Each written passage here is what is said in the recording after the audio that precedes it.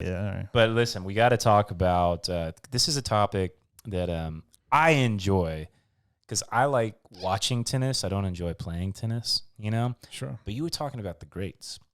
And one of the cool things was you were talking about how, like, Nadal, who might be one of the great athletes alive today, has all these rituals and shit like that, you know? And how, like, it's perfect because all of the top guys in tennis all have, like, really distinct character traits. Like, he talked about Djokovic, too emotional.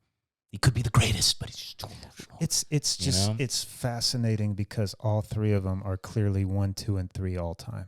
Yeah, really? All time? The closest one has 14 majors. These guys are at 16 and 17. Holy shit. Wow, I didn't know that. Yeah, so it's like that never happens in history, and they're all a little different. Like, what's the top guy? Federer, he's just smooth. It's like the perfect mold of a tennis player. You know what I mean? And then you got Ace. Nadal, who could have been the NFL safety. He's just a fucking freak athlete. And then the Djokovic is tall, long, fucking Serbian, and he's probably the best one of all, just because he's just longer, leaner, quick, but he's emotional.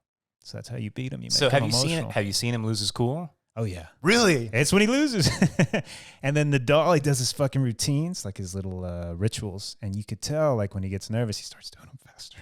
Whoa, like an OCD sort of thing. Yeah, it's completely OCD. Cool. He does it sitting down, hopping over lines with the balls. Like, it is ingrained in his head. And then Federer's he's just water, man. Wow, man. And it makes sense that he's the top.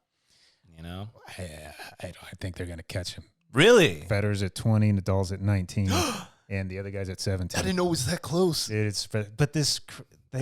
all been around for a long time. They've missed 2 majors this year. Nadal always wins the French. He didn't get to win the French, man. Yeah, that's it's tragic. True. It is kind of cool how he dominates the French. Always wins the French. Yeah, but so people that don't play tennis, so I used to play growing up, hard courts and clay courts in America. I'd play kids on hard court. They'd beat me pretty soundly. You put me on clay, sometimes I could beat them, like 3 sets. I could beat kids that I could not touch on hard court because I was the better athlete. Yeah. And the clay slows the ball down so much. So I didn't know. I remember that's like one of the pieces of chase advice I'll always remember. Like, clay favors the athletes, and that's why Nadal always wins the French Open. Yeah. He's the ultimate athlete. Yeah. You know? Yeah. He's also really good looking. I think Spanish, man. He's a handsome Spanish man. He's a handsome He's a humble guy, too. Is he? I've never heard him. Does he speak English? It's very meek and soft-spoken English.